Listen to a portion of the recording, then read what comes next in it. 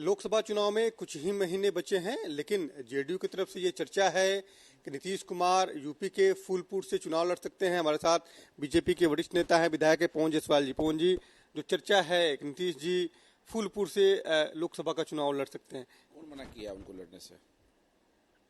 नीतीश जी फूलपुर नहीं माने कश्मीर भी लड़ना चाहेंगे तो उनको मना कौन किया है? ये तो देश में आज़ादी है कि लोकसभा का चुनाव कोई भी भारत का नागरिक कहीं से लड़ सकता है, कोई दिक्कत नहीं है। यूपी इसलिए चुना गया है क्योंकि यूपी से ही प्रधानमंत्री जो है वो जो दिल्ली का रास्ता है वो यूपी होके ही जाता है। तो जेडीयू के लोगों का ये दलील है कि नीतीश जी ने ऐसा काम किया है कि वो देश में कहीं भी चुनाव लड़ सकते हैं, लेकिन यूपी सबसे, फूलपुर सबसे सेफ। अच्छा है ना कि जोगी जी के क्षेत्र में जाके लड़ेंगे तो जोगी जी का जो गुण होगा वो इनमें आएगा, फिर उसी चीज को उतारने का काम करेंगे। जीत हार तो बात का चीज है, लेकिन जाएंगे तो वहाँ का जो बनावट है, वहाँ जो जोगी जी का क्रियाकलाप है, उससे जमीनी हकीकत से अवगत हो जाएंगे। तो अगर बिहार में सत्ता इनके हाथ में रहेगा तो उसको चला पाएंगे शेष अवधि में, नहीं रहेगा तो कोई बात ही नहीं है। लगता है कि मुकाबला है, कहीं ना कहीं मुकाबला है मोदी जी का नीतीश जी से। कोई दूर दूर तक कोई तुलना भी नहीं है। मोदी जी से नीतीश जी को क्या तुलना होगा? मोदी जी से नीतीश जी का तो हाँ, मोदी जी, सुशील मोदी जी से नीतीश जी का तुलना हो सकता है, लेकिन नरेंद्र मोदी जी से नीतीश जी का तुलना का कोई विषय नहीं है। तो चर्चा ही बेकार है।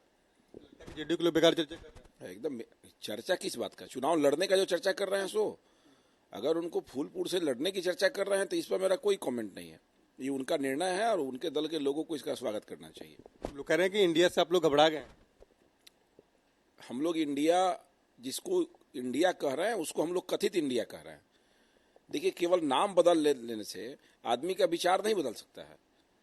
अगर कोई अपने आप को राजा हरिश्चंद्र नाम रख ले तो क्या वो राजा हरिश्चंद्र हो जाएगा? नहीं हो जाएगा ना। राजा हरिश्चंद्र बनने के लिए उतनी ईमानदारी उसको लाना पड़ेगा। हम अपने आप को राजा हरिश्चंद्र कहें तो संभव है? कभी संभव नहीं है। तो फिर ये इंडिया नाम रख लेने से आप इंडिया, मतलब एकदम इंडिया की तरह सभ्यतावादी आप हो जाएंगे, ये संभव नहीं है। ज्यादा है महागठबंधन के लोग नहीं, उत्साहित नहीं है। ये क्षणिक उत्साह है। प्रधानमंत्री बनने के रेस में सभी दल के अग्रणी नेता हैं, तो जो प्रधानमंत्री के रेस में वाले दल हैं उनको लग रहा है कहीं इसी बहाने मेरा कल्याण हो जाए, लेकिन दूर दूर तक कल्याण तो छोड़ दीजिए, इन लोगों में कहीं तालमेल नहीं है। जैसे प्रधानमंत्री के नाम की चर्चा आएगी, जैसे एक सीट पर कौन लड़ेगा इसकी चर्चा आएगी, तो ये सब चीज स्वतः समाप्त हो जाएगा। इसलिए हम लोग के लिए कोई विषय नहीं है। चर्चा है कि आपको लगता है कि जो जेडीयू का जो आधार, जो वोट बैंक था, लौ कुश समीकरण, उसमें कहीं न कहीं सेंधमारी हुई है, क्योंकि उपचुनाव का जो परिणाम आया था उसमें कहीं न कहीं ये जो परिणाम आया उससे लग रहा है कि जो लौ कुश समीकरण है वो अब नीतीश जी के साथ नहीं। देखिए, ये लौ कुश समीकरण धीरे धीरे समाप्ति की ओर है। जब नरेंद्र मोदी जी का चेहरा आया तो बिहार की बात अगर आप कर रहे हैं तो बिहार में उतना ज़्यादा सीट हम लोगों ने जीत लिया और नीतीश जी को केवल 2 सीट आया था। तो लौ कुश समीकरण कहाँ चला गया था? कहीं ना कहीं लौ कुश समीकरण के लोगों ने भी नरेंद्र मोदी जी पर विश्वास किया था। लेकिन जब बिहार की बात आती है, बिहार के चुनाव का बात आता है, तो नीतीश जी के चेहरा पर लौ कुश समीकरण के अधिकांश लोग विश्वास करते हैं कि चलिए भाई, हमारे समीकरण के, हमारे समाज के हैं, नेता हैं, आगे आ जाए।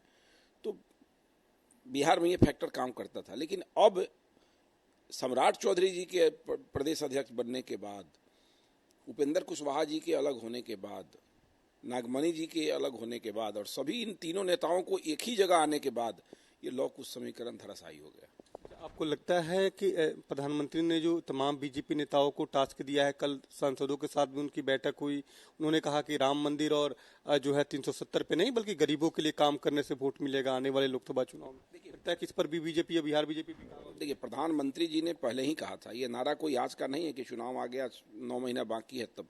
प्रधानमंत्री जी ने पहले ही नारा दिया था कि सबका साथ, सबका विकास और सबका विश्वास। इसमें सभी वर्ग के लोग आते हैं, सभी समुदाय के लोग आते हैं, सभी तबका के लोग आते हैं, गरीब अमीर सभी आते हैं, बैकवर्ड, फॉरवर्ड, अति पिछड़ा, दलित, महादलित सब आते हैं। तो जिन नेताओं ने प्रधानमंत्री जी के मूल मंत्र को देख के, सुन के और काम किया होगा, उनको अपने क्षेत्र में बहुत ज्यादा समस्या नहीं होगी। लोकसभा चुनाव में काफी ये फैक्टर काम करेगा। बिल्कुल करेगा। देखिए, काम तो सबके लिए हुआ है।